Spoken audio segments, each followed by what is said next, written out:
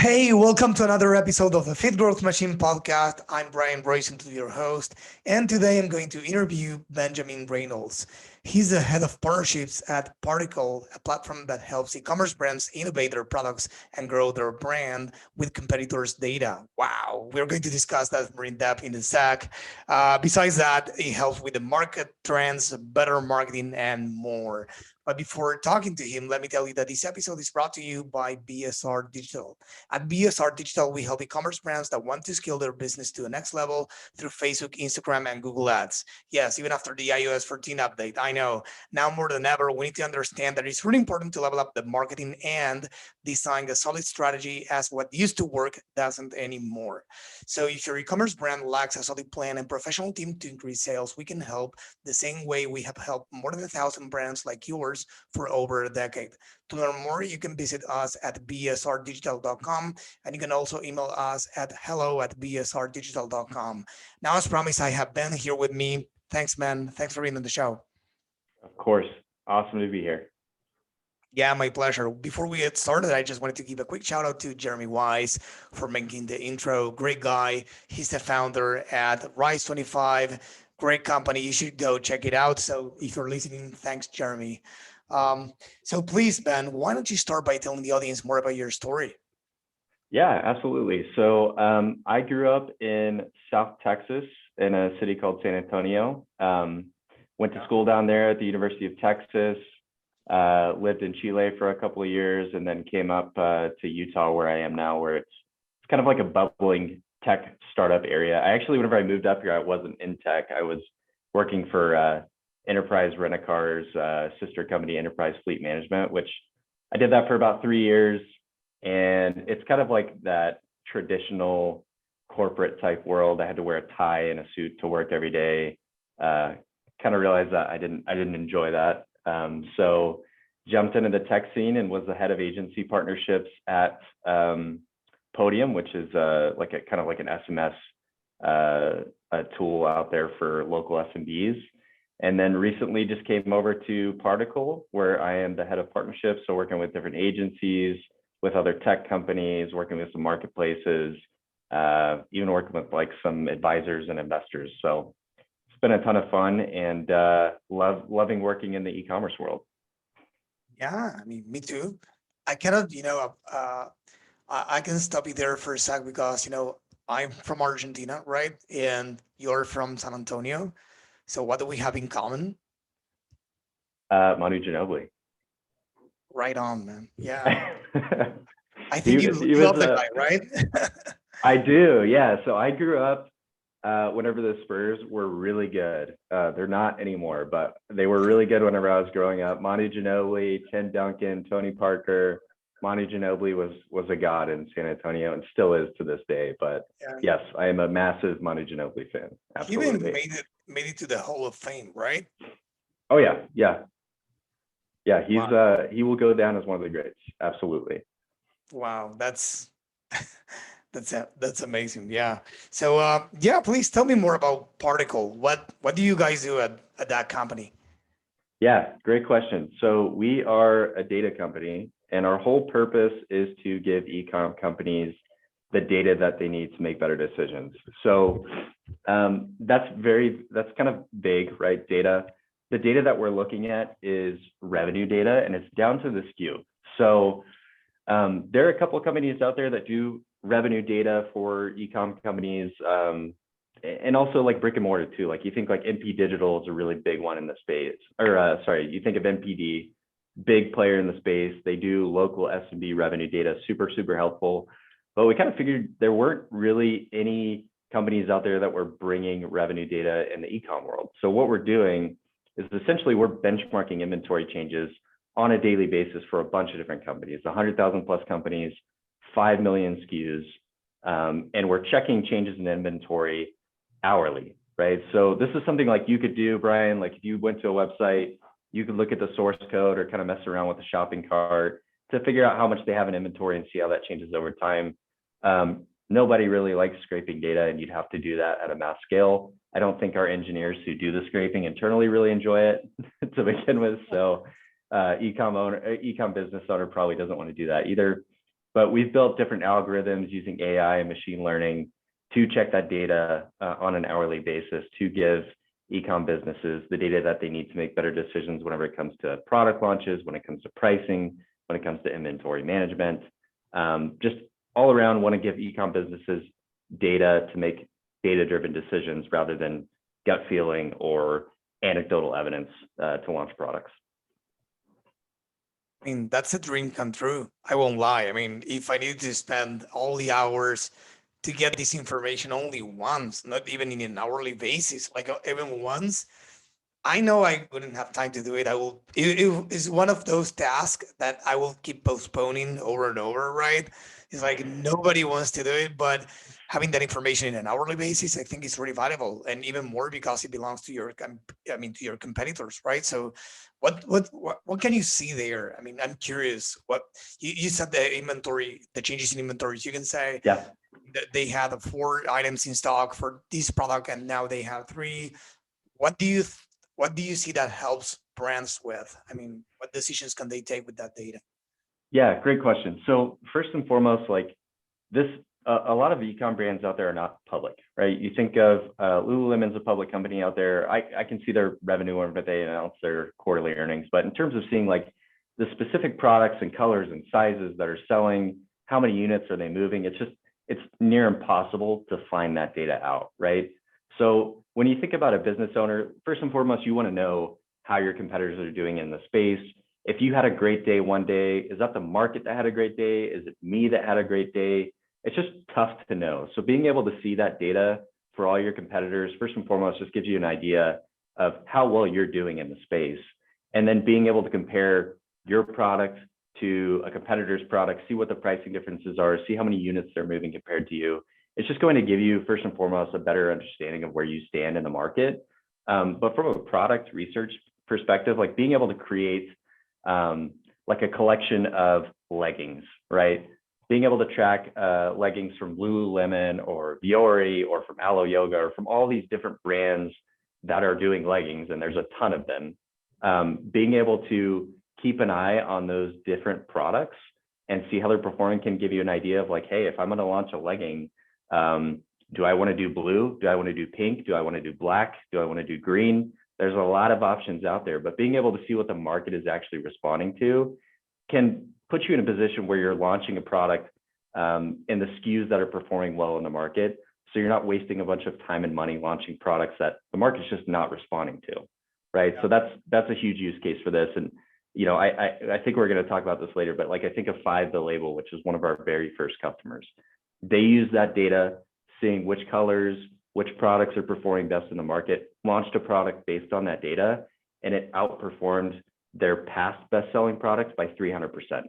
So you think about that, like launching a successful product can do tons for your business, but also avoiding launching specific products or colors, sizes can save you a ton of time and money. So when I think about the data that we're providing companies, that's like the biggest ROI right there, is being able to use that data to launch the products the market's actually responding to.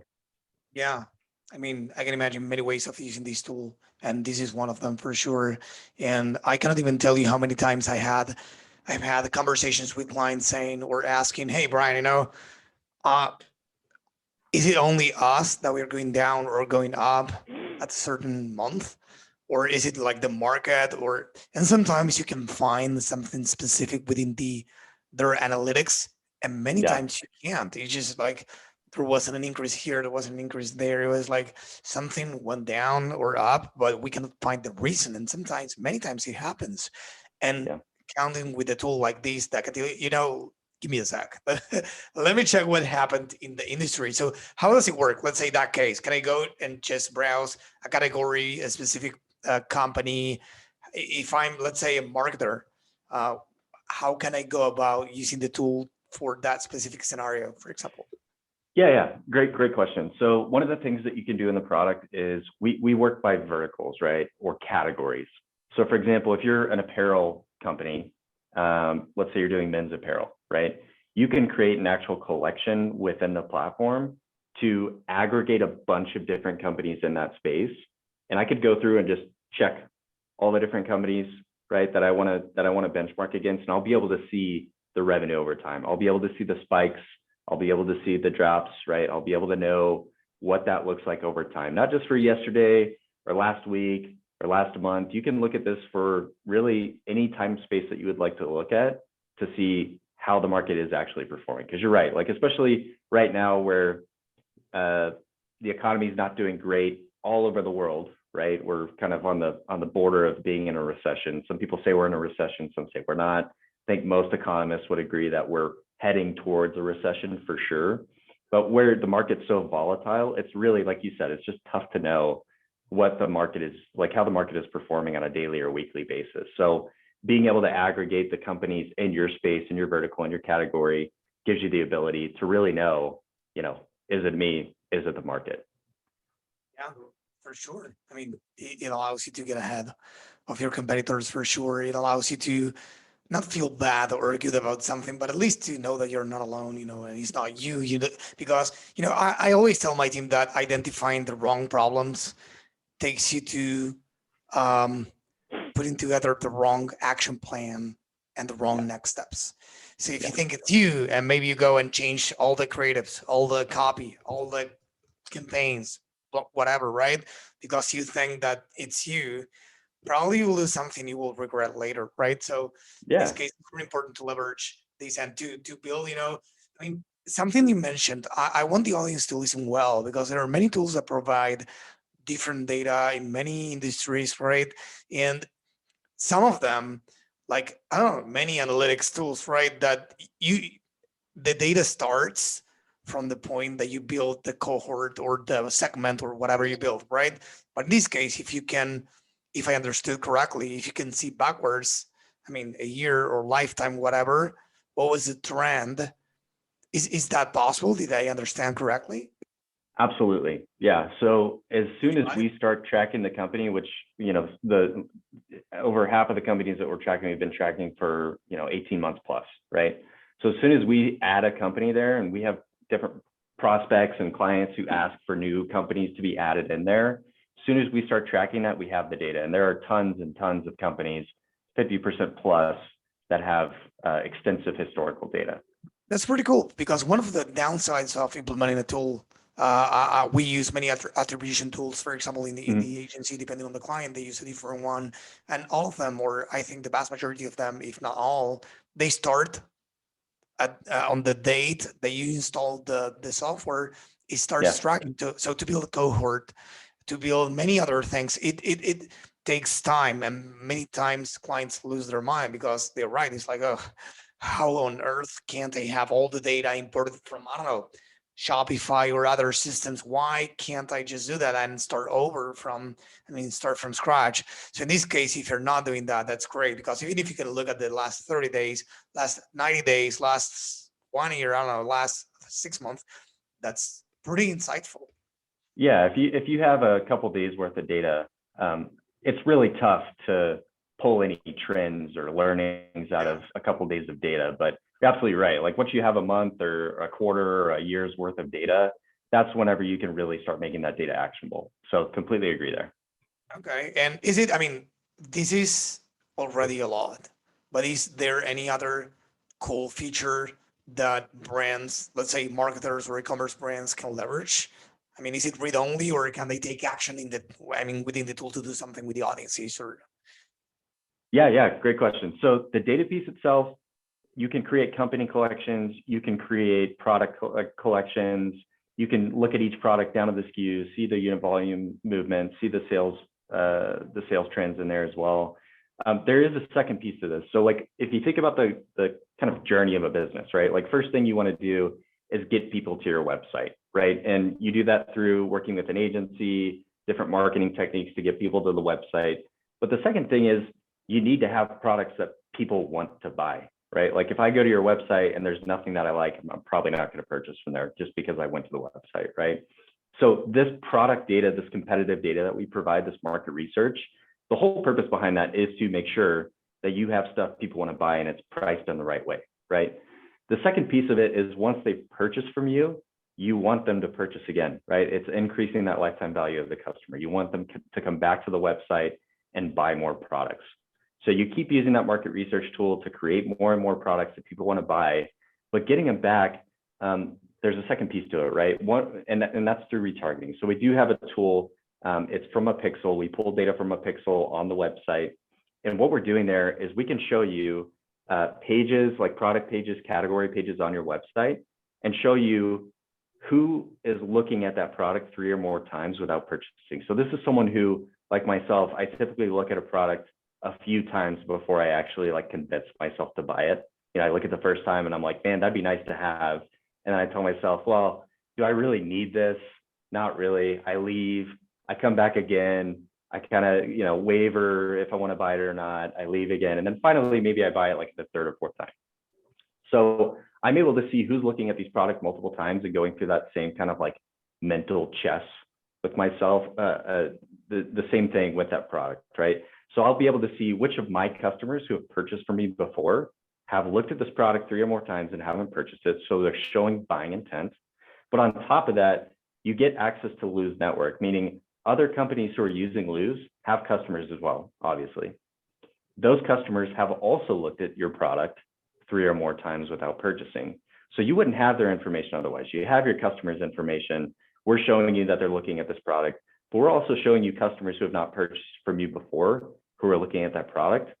So you have this massive list of people who you can retarget or target for the first time and upload those audiences into Facebook or into Klaviyo to run really, really hyper-targeted campaigns. You know they're interested in this product, you know they've looked at it multiple times, and you have their information, so now you can target them, right? So that's another piece of this to kind of like end of the journey there, right? Like having products that they want to buy and then getting people to come back and buy new products. So that's another feature that's actually really new. We just launched that probably a month or two ago, and we have a customer, Bohm, who is using that product, and they're seeing that in terms of return on ad spend, like those campaigns that they're running with these audiences are by far the best performing. So yeah, that's another piece. That sounds pretty cool. And in case the audience missed that, I just want to highlight a few things you said real quickly, because I think those are pretty on point and interesting. And sometimes many, marketers or e-commerce brands forget about those too. One is the offer. You said that in terms of the products that they sell, find products people want to buy. It's not minor. Most people focus on the ad dollars they spend on the campaigns. But what about the offer? What about what you're selling? Do they want to buy that? Is the right, is the pricing right? And many other things. And the other is that you want people to come back for more, right? So the retention side of things many times or oftentimes is forgotten by, by marketers and brands. So it's really important that they can they can leverage tools like Particle to do that. And I didn't get could you please do a quick recap on the Particle network that you mentioned? What was that about? I didn't get that quite fully. Great question. So first and foremost, like the way we're getting this information, right, to be able to target these people is we have an IP address and an email address. And until someone purchases from your site, we're like, those are just kind of two random pieces of data just kind of floating out there. As soon as they purchase, you can connect those, right? This IP address belongs to this email address. With that email address, you can export to Facebook and run a campaign. If they're opted in, you can export that to Klaviyo and run a campaign there. So what we're doing is like, this is your world, right, of your customers. You have their IP addresses connected to their email addresses, but there's all these other pools out there of different companies who are in the same situation, right? They have customers who have bought from them. They can connect the IP address with the email address to retarget, right? So what we're doing is we're giving you access to that, right? So we have 100 plus companies out there using Lose, and we've been able to connect IP addresses with email addresses for their customers, and we're giving you access to that network. So you can target those people on Facebook when they've looked at a product on your page 3 or more times, right? So we're just kind of sharing that network. So the more companies that join the Lose network, the more IP addresses and email addresses we connect, and the more opportunities you have to retarget. Does that make sense? Yeah, now it does. Thank you. It's of course. Cool. Yeah. I don't know if it's the kind of the equivalent to, it's in a different platform, but sometimes what I encourage, or in the past, probably I encouraged many clients to do is to do collaborations with, other brands that don't directly compete with them, sorry, but they probably share the same audience, right? So they can Right. share those between the two companies, right? So if they share, I don't know, the Facebook pixel between the companies, they can leverage their audience. So it's kind of the same concept, right? You can leverage. Absolutely. Yes, absolutely. So you're completely right, right? Like, if I have, I buy from multiple brands, right? And it may be because the style is kind of my style. Maybe maybe one's doing kitchenware and one's doing bedding, but I buy from both brands, right? It's essentially like we're just collaborating and we're leveraging the information that we have to retarget the people who we know we're interested. So yeah, same idea. Just curious. This wasn't planned, but I just, feel curious about it, and it's no Sure. right or wrong answers. Don't be afraid. Okay. But it's a simple question. Are you, or do you have, I mean, do you currently have a feature, or are you planning on releasing a feature that gives you that profile? Like, I don't know, that customer avatar profile based on, I don't know, typically your avatar, I don't know, they consumes, as you said, kitchenware or bedding or whatever, Mhm. plus what you do, right? So do you have, I mean, you have the data, right? Yeah. So are you saying like creating like demographic profiles? Yeah, I mean, not about the age, gender, but more about like people who buy from your brand also buys these categories, these things, or these brands. Oh, no. With retargeting being brand new, I don't think we've gotten that far, but that is a fantastic idea. And I won't say I luckily, want information, but yeah. don't worry, you will be paid nicely, Brian, if No, this no, comes no, to but it's fruition. no, kidding aside, I think it's a great tool because as a marketer, any commerce brand is like, okay, people are like, it's like you can really build an avatar based on behaviors and not on guesses and theory, Yes. It's what we do at marketing, right? Who are we lying to? I mean, unless you have a lot of data, many brands do, right? But many brands is like, it's their gut. Yeah, this avatar is about this girl or guy who blah blah and buys this, and they don't know that. They haven't asked them. But now if you have the Yeah. data, you're actually, I think there's something there. Yeah, and you kind of bring up a bigger point too around data in general, right? Is historically getting market research, whether it's on consumer information or how brands are performing, whatever it may be, the historical way of doing that is by surveying, right? Surveying has a lot of internal biases built into it. It's good data, I think, from surveys, but you can't always trust it. There are things built into it that can mislead you. What we're doing is we're looking at the action, right? Whenever you survey someone, it's kind of like, what would you do in this circumstance, right? Or what have you done in the past? Whenever you're collecting data like this actually happened, right? Like, this happened. There's no opinion or subjective information around it. This is objective data that people can use to make decisions. So it's not like, what would you do in the circumstances? It's what did you do in the circumstance, right? And that type of data is extremely valuable. And I think it goes well with that survey data. I know there are a lot of companies out there that use survey data, and I think it's useful, but being able to pair that with actual, like, what happened, that hard data can be super valuable. So you're not making decisions based off of like gut feeling, like you mentioned. Yeah. So throughout the episodes we have recorded so far on the podcast, we have discussed many, many, many times. I lost the count. I mean, we have discussed many, many times attribution, right? Mm-hmm. And that's kind of fussy, and I mean, it's confusing, and it's not 100% accurate ever.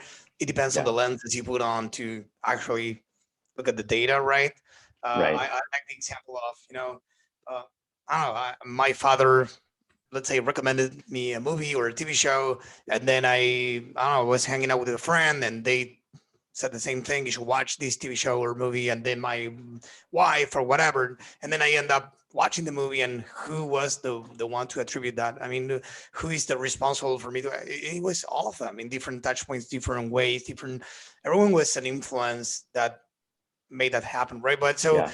in this case, attribution is already, I mean, we are, as marketers, I can tell you that we are fighting like like a lot to get clarity on many things. And of course we can leverage data, but data is not the same as it was before. So we kind of look at, I don't know, Facebook or Instagram, the ads manager, and look at accurate data. Probably it's underreporting 40 or 50% depending on the case. Same with Google and other brands. If we look at analytics, it will attribute mainly everything to Google. If we look at Shopify, it will attribute mainly to direct or organic. And so it's like, okay, so what's the source of truth? There is none. So you need to put together the pieces through analysis, right? And one of the pieces could be, I read something around something from an influencer recently. I don't remember the name right now. Like they do a post-purchase survey, and they attribute that, I don't know, 20% of it's like they base their decisions 50% off on the attribution tool they use, then 20% on that, on those surveys. And but yeah, I think everything is useful. The more data you have, the better. And plus, on surveys, you can get data that not only replaces the behavioral data, let's say, but that complements that with soft things or aspects that you cannot anticipate otherwise, right? You bring up a great point. Like, it's so important to make sure that you're collecting multiple points to make your decisions, right? Like I grew up in Texas, like I mentioned, and most people I meet outside of Texas who have never been to Texas just assume it's like all desert, right? Like you think of Texas, you think of desert. But I grew up in an area called the Hill Country, and there's trees and lakes and rivers and hills all over the place. It's completely different from what people think of as Texas. And really the western part is desert, right? Like, I'm not gonna lie, it's very deserty over in the western part of the state. But if you can't get a bigger picture and multiple data points, Texas is a desert, when really it's not. It's very diverse and there's lots of different types of landscapes. But it's the same thing whenever you're talking about attribution, whenever you're talking about market research, right? Like, you need multiple data points to get the full picture. And unless you have the full picture, you're not going to make the right decision. So could not agree more. Yeah. I mean, we have covered a lot in this conversation, but is there anything that we didn't cover that you would like to mention? Any cool feature? I mean, there are plenty of them that we have already mentioned, right? But any other use case or any other thing that you love the audience to know about? I would just say, like, we've kind of covered this, but I just want to reiterate it, right? Our platform is designed to show people what's happening in e-commerce, right?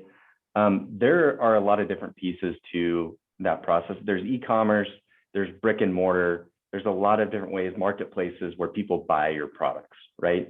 So I would say, like, as you're making decisions on developing products, on your pricing strategy, everything, it's so important to have all of those different data points. You need to, if you're selling in store and you're selling online and you're selling on Amazon, find different ways to figure out what is going on across those different markets, right? Don't limit yourself to just one thing. Find as many ways as you can to figure out what's really going on in the market. Otherwise, you really are just shooting in the dark. Your gut feeling, I think there's some validity to going off gut feeling in certain circumstances, but when it comes to developing a product and spending millions on it, I would be safe and use data and figure out what's actually going on in the market. So e-com is growing year by year. It's getting more and more saturated. And if you want to stand out, you need to use data to make the right pricing decisions, to make the right product decisions. Otherwise, you could get left behind. So I would just say, gather as much knowledge and data as you can to make the best decisions to make sure that your business is successful. And part of that could be Particle, part of that could be NP Digital, part of that could be an attribution tool. But there's tons of great tools and technology out there. Use it. Yeah, and about that last thing you said, there's a lot of technology leverage. I mean, for everyone listening, leverage the tools out there, leverage AI, trust AI. Of course, it's not going to be right every single time, but we are not like right more times than AI. I mean, everything like is going. I don't know how to say this, but everything is like being automated nowadays. Email flows are an example, but then Performance Max on Google, Advantage Plus now on Facebook. DA, like CBO before campaign budget optimization versus ad budget optimization, like trusting the algorithm for allocating the budget across audiences and many things in case you don't know what I'm talking about. But everything is like trusting and leveraging what you cannot do manually. Not everything lives in a spreadsheet that you can build manually. So you need to get more data points and leave ego behind. You can still trust your gut, as you said, and many other things, but before making a decision, check the data, like see what it's saying and then complement that with your gut, right? I mean, in the end, none of these tools are going to tell you what to do next. They're going to present you with the information so you're informed to make a better decision. So why not leveraging them and trying to outsmart AI, machine learning, or like it's not going to happen, right? Yeah, absolutely. I mean, your gut feeling has a place, right? It's after you look at the data and you've drawn conclusions from the data, then I think your gut decision has a place in the decision-making process. But not looking at the data and making a gut decision, there's a lot of subjectivity that comes into that. And wouldn't you rather have an objective view of what's actually going on? So yeah. Awesome. So to wrap up, is there? I'm asking again just in case. I don't want to us to miss any topic because I think this is really relevant for the audience and it's really interesting already. So is there anything I didn't ask you that you would like the audience to know? I think that's it. I don't want to I like what we've been talking about. It's kind of like objective, like why is data important, everything like that. The product itself, we've been around for about 2 years. It will continue to get better and better, but yeah, just keep an eye on us. It's Particle, Particle, no E. Awesome. As always, you can go find the show notes at fitgrowthmachine.com. And if you are already there, you can scroll down and get the notes. If you are on Apple Podcasts or any other platform, you can go to fitgrowthmachine.com and get the notes there. Every resource mentioned here in the interview will be there for you to grab, including Particle's website. And of course, your LinkedIn profile or Instagram account, where you tell me, where can people go to learn more about you too? Yeah, I'm just under Ben Reynolds on LinkedIn. You'll see me wearing a white button down, I guess, as my profile picture. Okay. So I really enjoyed the conversation. I think it's, again, really, really relevant for people like me, marketing agencies, and of course for e-commerce brands. So definitely you should check Particle out. And again, the website will be there in the show notes. Ben, it was a pleasure to talk to you, and I really enjoyed the conversation. Thank you for being here. Same here. Thanks, Brian.